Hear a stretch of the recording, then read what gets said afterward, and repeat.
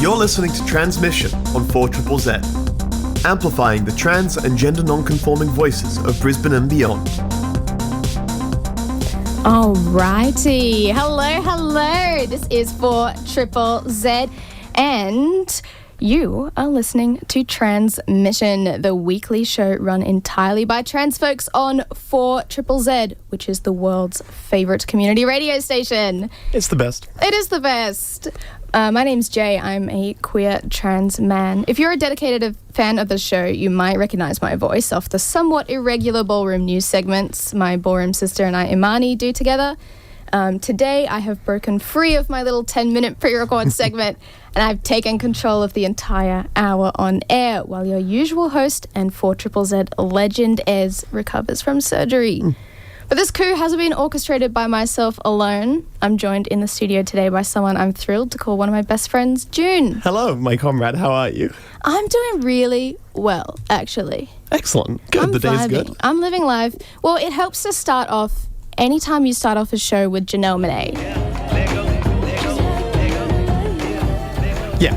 Vibes immaculate, dancing in the studio. Yeah, absolutely. This week, you and I are going to be talking a little bit about some of the media that means a lot to us and our personal selves and that sort of thing. Yeah, I'm doing a deep dive on nerdiness, and I'd like to apologise for what I'm how much I'm just going to rant about nerdiest stuff possible. No, that's good. We love nerdy stuff here. And yeah, I thought it would be super appropriate to kick off the show with an artist who introduced myself to transness at a very young age, and the self-proclaimed Daytriarch. That's how I know. So good. I know. That's how Janelle Monáe has started introducing themselves at different places, and I think it's the single best word ever invented. Yeah, no, it's powerful. truly beautiful. It's amazing. I might steal that. Yeah, Yeah. it is fantastic.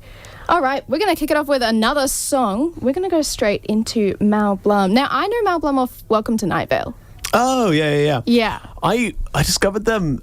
I was going really deep into banjo music when I first started learning it. By the way, I forgot to say, hi, I'm June. I use they, them pronouns. Just thought I should put that out there. I first discovered them through getting into banjo music, and I found their song, San Cristobal, which has this beautiful banjo riff throughout the entire thing that I taught myself, fairly early on as the instrument. Oh, that's beautiful. Yeah, it's good stuff. Oh, that's wonderful. All right, let's have a listen. This is Candy Bars and Men. An endless string of floating. Amplifying the voices of the trans and gender non-conforming community of Mianjin, Brisbane and beyond. Transmission on 4ZZZ brings you the latest in trans community news, music and events. Every Tuesday from 9am till 10am. Join our team of hosts for an hour of celebrating the unique perspectives of the trans community. Transmission, Tuesday mornings from 9am till 10am on 4ZZZ. The colours we could manifest if this was our foundation.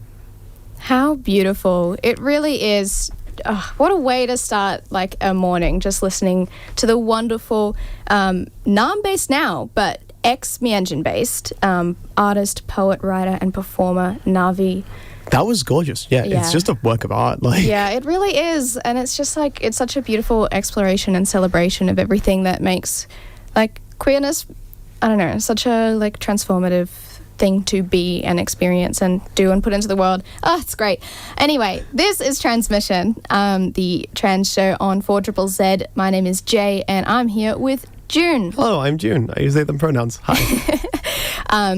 That was Entire City by Nami Karan, and before that we listened to Mal Blum with Candy Bars and Men, a classic folk singer who we've both come to enjoy through different medias over the years. Yeah, I will just shout out, there's a really good podcast episode of a podcast called I Only Listen to the Mountain Goats, which is Mal Blum talking to John Darnell of the Mountain Goats, and it's just really cool hearing people in that scene discussing the intricacies of making folk music and making music of that kind and how to make a healthy work schedule and all that kind of stuff. It's very cool. Yeah, that's awesome. Now, usually every week we list out a couple of the events that are happening around Mianjin, and this week is no different. So, it's the events are kind of like, there's not really much happening at the start of this week, Yeah. which I think is good. I Yeah. think we all need a rest. A quiet week. Yeah. It's like the 17th of January and I'm exhausted. And I'm sick of it. Everything keeps happening and I cannot stop it. Nothing for a few days, please. Please. But on Saturday, the queer event Them, which is spelt like femme with a TH, will be putting on drag shows as a fundraiser for Pay the Rent. Coming out to Invasion Day, there are a few better ways to spend your money than seeing shows by iconic Mianjin queens such as Katja Lukin, Brandy Doll, Freya Amani, the House of Alexander's own Baby Blue, and more. It's great. It's going to be a lot of fun. Doors open at 6. Shows are at 7, 8 and 9, and it's $15 entry, I believe. Yeah. Sounds a good time. It is pretty awesome. And while we're talking about fundraising, there's also an active call out at the moment going on for Invasion Day funds. You can find links and that sort of thing at the usual places where you find information about grassroots activism in this city. I think the Treaty Before Voice Facebook page is a good place for it too. Leading up to Invasion Day, there needs to be funds raised for all kinds of different things that go into like preparing for a massive event. Yeah. So yeah, on Sunday, I know at least some members of the queer community, including myself, will be observing a big holiday. June. Oh, you monster. It's your birthday. It is my birthday. I don't like this. You're a monster. I thought it was only fair for me to call it out. Oh, you're the worst doing this to me. Yes, it is my birthday. And I'm doing nothing for it. It's beautiful. Good. Fantastic. Yeah. Stay home, see no one. That's Lock the plan. your doors. Yeah. Close your blinds. I don't exist. Yeah. It's National Don't Bother June Day Yeah. on Sunday. Oh, can we make that a thing every year, please? Just don't talk to me. That'd be nice. Next Monday will be the third week of Ginhawa Circles, which is being led by a dear friend of mine, Borum 007, and non-binary babe, Argo. Argo has been bringing us into the new year with a series of wellness sessions informed by decolonial practices from the Philippines to ground ourselves and start the year off right. Links to the upcoming session and recordings to all of the previous ones can be found at the Instagram page emergent.yogi.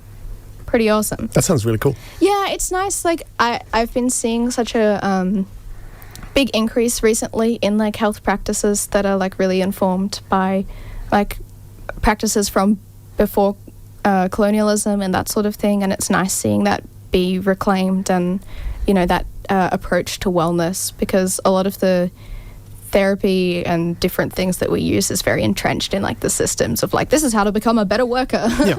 This is how to be more productive, at work by reducing Help stress. society. Yeah. And oh yeah, next Monday is also my 21st. Yeah, if I called out your birthday, I have to call out mine It's only as well. fair, yeah. I think it's an event that deserves the entire queer community's attention, quite frankly. You see, I didn't want to bring it up because I'm a kind person and I didn't want to force the onus of it back on you, but here we are. I'm a birthdays person. Yeah, I see. I think last year around this time, Max made like endless fun of me on No Idea on the Wednesday, because I think I mentioned it was my birthday like 600 times. Wait, sorry, is it your birthday coming up? Oh my goodness, when's your birthday? I'm just a big fan of celebrations. Yeah. I love parties. As you should be. All right, that's everything for this week. Wonderful. Nice, short, simple, just a couple of cool events coming up. If we missed anything, feel free to text in. And if you just want to say hi to us and join in on the conversation, this is 4ZZZ community radio station, and the show is Transmission. My name is Jay, and I'm joined by June. Hello, I'm June. I use they, them pronouns. It's really funny. When we were asked to do this, I was like, oh yeah, it's going to be on the 17th. What day is that again? It's like, I should really know. Like, I should be able to tell off the top of my head what day I'm going to be in at Transmission. Yeah. I feel this should be a known thing at this point. Yeah, same day, same time, every week. It doesn't change. This is the thing about radio. I don't know if you know this. Hey, listeners, I don't know if you know this, but did you know that radio shows are on at the same time each week? It's That's incredible. wild. It's Scheduling like that, I can't imagine. No, I don't think any of us can. All right, it's your time to have a chat. Yeah, so the brief that I was given was come in and talk about like media that has brought you trans joy. And like helped you along the way, I think was sort of how I interpreted it. And so I've come to talk about tabletop role-playing games like Hell Dungeons yeah. and Dragons, because this is who I am, except not Dungeons and Yeah, Dragons. I was going to say. Very crucially. basically, I've always thought there's always been like an incidental queerness to tabletop role-playing games, because a core thing of when you're building a character is you have to go into this idea about their identity, and you have to question all sorts of stuff about what you're making. And it leads to this place where you kind of can use it as a really safe space for experimentation. Like, I know so many people who have tried out names through playing a tabletop game like Dungeons and Dragons, just going, yeah, no, I'm going to call my character Emily. If you could all call me Emily and use she, her pronouns for me for this session, that would be wonderful. Yeah. And like, I think it's a beautiful thing to have that kind of safe space in regards to role-playing games. Yeah.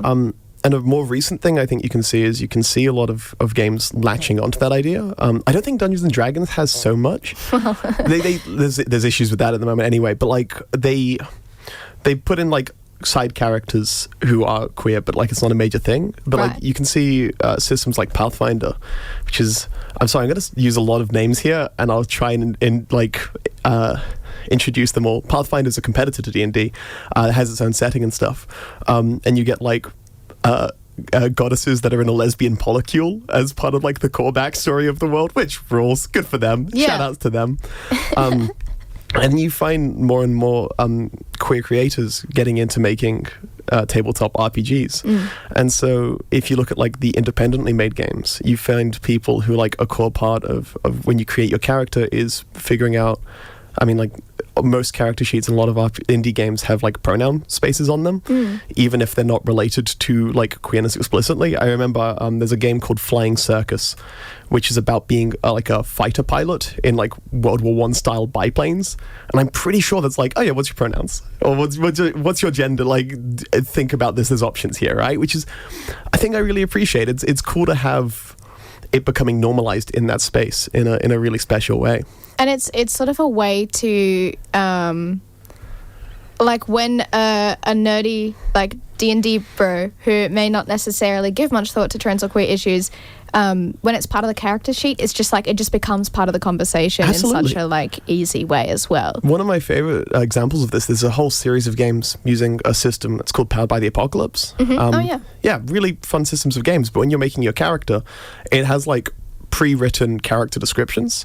You get to choose from which one, but it's terms like masculine, feminine, unclear, hidden, like obscured, like, and I appreciate the language that they use there. It's not just masculine, feminine, neutral. It's like, this is obscured for a reason, or this is someone who is like transcending that the categories there naturally, like that kind of stuff. And I think it's again just introducing that concept of like making people think about it slowly but surely. Yeah. And this also leads to like explicitly very queer games being made. So like there's a game called Thirsty Sword Lesbians, which rules. Brilliant. Thirsty Sword Lesbians is a game about having messy queer relationships. And like it's basically implied that like you're going to be dating NPCs, like non-player characters or other people at the table in game and all that kind of stuff, and it's going to be messy and it's going to be just unhinged in the best way. It also says at the start of the book, you don't need to be lesbians, you can be any marginalized identity or queerness, and it doesn't need to be swords, but you will be thirsty. And it's like a core part of the game, which I love. Brilliant. And another one that I really, really enjoy as an example of this, it's a game called Dream Askew and Dream Apart. It's technically two games in one. So this is going real obscure now. This rocks. And Dream Askew and Dream Apart are about marginalized people in a precarious community. Yeah. The premise for Dream Askew is that it's a queer commune in a post-apocalypse. Oh, that rocks. The idea being that queer people have already had to fight so hard and so long to make community in a tough situation that if an apocalypse happened, we'll be able to band together and look after each other. Right. And its view on queerness is so cool. It introduces like terms for gender presentation that we don't use yet, and goes, it's up to you to define these terms. Like, what is a gargoyle? Oh, that rocks. That's Like, really cool. It's such a neat concept. And I have to mention Dream Apart. Dream Apart isn't about queerness. It's about living in a 19th century Jewish shtetl, which is like a village or community. In like a semi-magical 19th century time period. But it's these two games made in conversation of otherness and banding together against forces that don't want you to exist. And I think it's a really beautiful thing. And the fact that like there's a space for those games to be created and for those artists to express themselves is really, really important to me. That's incredible. Yeah. That's awesome. Yeah, I think like gaming and games in general have always been a space, like whenever you can create your own character, you're just like opening the door to queer people. Absolutely. And be like, come in. Well, it's so good for escapism, right? Because like I used Dungeons and Dragons to play around with my gender. Like one of my first D&D characters was a giant dragon person who just didn't understand the concept of gender. They were called the Hydra. They weren't a man or a woman, they were the Hydra. I then made a druid who also didn't understand the concept of gender. I don't know if you're noticing a theme here amongst my work. And it's so fun to be able to play in that space and like find your weird little ways of expressing yourself. Like, not to get too in the weeds here, but like I like body horror a lot as I don't know how to phrase this well without it being like sounding concerning, but I find body horror a really interesting thing especially when it comes to the idea of like monstrous transformations. Yeah. Because, you know, I rarely feel my gender is represented in media, right? Yeah. Like, my idea of being a non-binary trans femme is such a specific thing. It's so rare to see that actually represented well, and to be able to like point at a weird creature and go me is like very freeing, because I won't have dysphoria if I'm a big scary beast, because I'll be a big scary beast. I don't need to worry about that. You know what I mean? Yeah. And like D&D with the druid, for example, who can transform into into creatures, but then you can make those as weird and horrific as you want, is great fun, because then I just get to be like, I'm scary. Look at me. I'm a big creature. I'm a big scary creature. I don't know. I wrote a song about wanting to be a goblin that lives in a tree and want to be Mothman and all this kind of stuff, right? So like, there's a theme here with who I am. And you sang it in a cave. I sang it in a cave. That was so much fun. That was so much fun when we climbed into a cave and sang goblin songs. A magma cavern in New Zealand and sang about wanting to be a goblin. Yeah, the acoustics were incredible. And I also say, while I was doing research into this, because like I wanted to talk about as many things as I could, I did find a really cool resource called Represent Me. It's I think it's a charity that was put together, or like a initiative to like collate games, both video games and like tabletop games, that actually have good representation for people. I don't think it's an exhaustive list. Like, I don't think it has everything, and it does have varying quality of the games inside of it. Like, a lot of those games are, you know, like boy love, like kind of fetishy of gay people and that kind of stuff. But like, I think it's a good resource if you're ever looking for games that could be give you representation, that kind of stuff. It could be worth checking out. You can sort games by like what platforms they're on, that kind of stuff. So that's awesome. Represent Me is a really cool thing that I found along the way. That's fantastic. Oh, thank you so much, June. That was such a cool little intro and discussion of some of the ways that TTRPGs are like so much fun for queer people and give us like so much exploration. I think it's this thing of like, you get a safe space and you get to tell explicitly queer stories and you have full control over it. And another thing is like, there's so much stuff these days about putting in lines and veils and like what I'm not comfortable with and what I am comfortable with as a player and all this kind of stuff. And it's, I don't know, it's just a really cool space to exist in, is what I found. And it doesn't like have to impact the outside world at all if you don't want, which makes it such a good space for like playing around, seeing what works. And if something doesn't, well, that was just for that session. Oh no, my character died. Here's a new one. Oopsie. Oh my goodness, they fell off a cliff and now I've made a girl. Woo! Like, I don't know, it's strange how that happens. All right, well, awesome. My name is Georgie Stone, and you're listening to Transmission on 4ZZZ. This is Transmission. Hello. The trans show on 4ZZZ. My name is Jay, and I'm joined in studio by June. Hello, I am June. My pronouns are they, them. Hell yeah. It's my turn. It is? Oh no, the smile. The little rubbing hands together.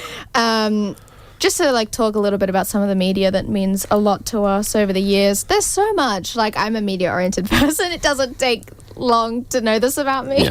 Yeah. I just like film and TV and podcast all the time. Our first time hanging out together was us sitting down, just exchanging different media. Like, not even connective tissue. It was like me going, here's pro wrestling, and you going, here's a podcast. And like, that was it. It was great. And it was like for 4 hours too. We knew we were destined to be besties. We have such normal brains. Yeah, it's fantastic. I'm going to be talking about Tales of the City. Oh my God. I love Tales of the City. Tell me about Tales of the City. Thank you. It's it started off as a newspaper serial by Armistead Maupin, who is a gay man, lived in San Francisco in like the 70s. Basically, it started as a newspaper serial every week, just writing these little stories about a bunch of people who live in a house that's owned by a trans woman. And it's just like very simple. It follows that. It's just a like slice of life. Yeah. There were some bigger plots in very like, it's so soapy. There's like a whole like murder plot out of nowhere and like, Oh yeah. my goodness. Yeah. It's very like Bold and the Beautiful style, like chaos. Did they ever It's talk great. about the serial killer gene? Because I always think about that Riverdale talks about the serial killer Oh my gene. god, yeah. no, they don't. Thank goodness. So the serial was published in a bunch of books, a couple of books, Tales from the City, more Tales of the City, I think, and then like something else, like more Tales of the City. a naming convention, yeah. Which I think, if you remember, I bought Tales of the City in a little bookshop in New Zealand. Yes, you did. Yeah, and we like sat in a cafe and didn't talk for like 2 hours That's while correct, I yeah. read and you ate food. Yeah.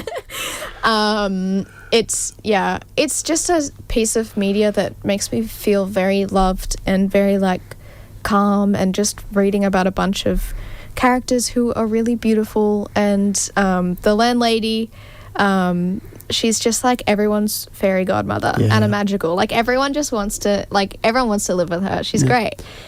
It was, sorry. I was just going to say, like, it is such an important thing because so much trans media, like in the mainstream especially, becomes very focused on tragedy. Yeah. And like how hard it is. Oh my goodness, life's so hard. And it is nice to just have something celebrate the mundane. Yeah, absolutely. And like, so they made TV shows out of it, basically. The first TV show, I think, if I'm remembering correctly, was released in the 90s. I think the second in the early thousands.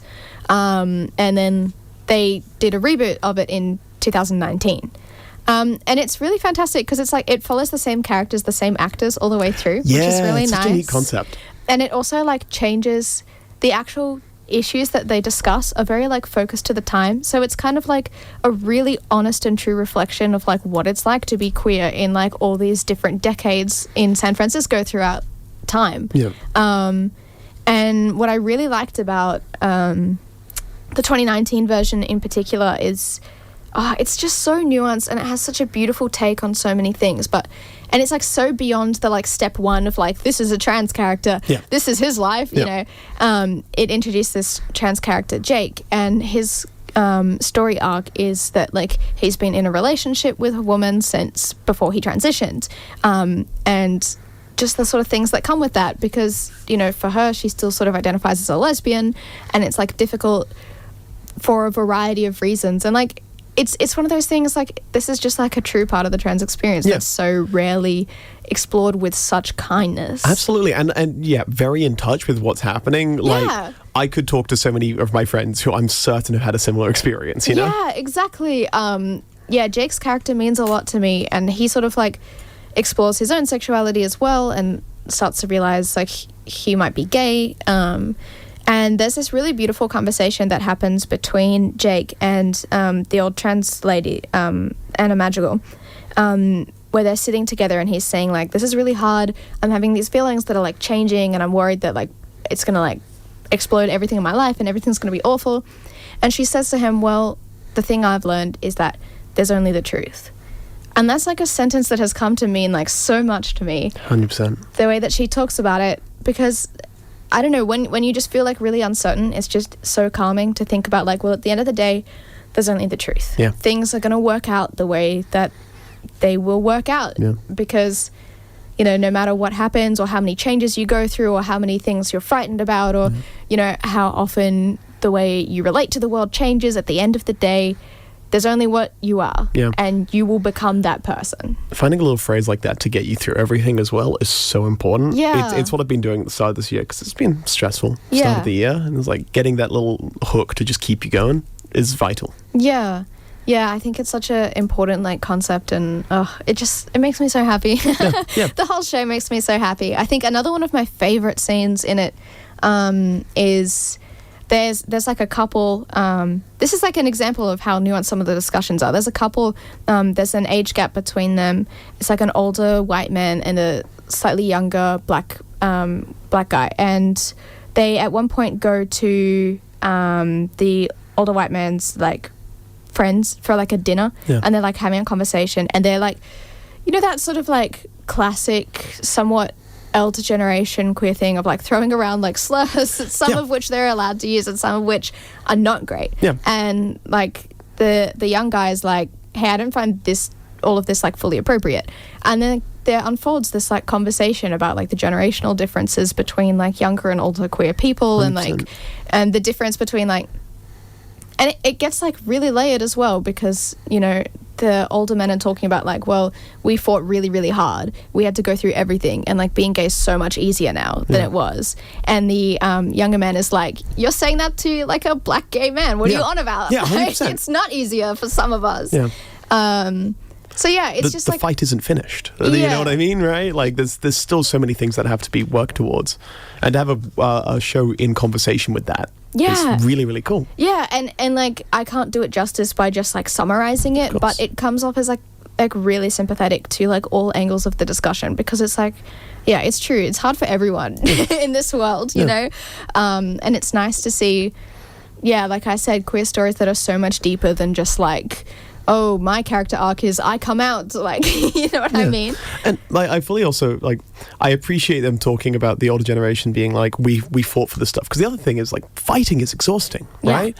Like, I've had this discussion with you, but I used to be like a bit of an activist when I was 18 and 17, and it drained me a horrific amount, and because it's a lot to fight for, and it's exhausting to debate your existence every day. And I can understand why somebody's like, I just want to stop for a bit. Yeah. You know? Yeah, absolutely. It's beautiful. Anyways, that's my little rant about Tales of the City. I think it's a fantastic little program. It's cool following, the way that discourses around queer lives have changed, and it's And nice. then with the same actors as well. That's a very neat Yeah. through line. I like that a lot. It's really cute. It's so nice to follow them. Be like, oh, my guy, Yeah. you're back. my boy.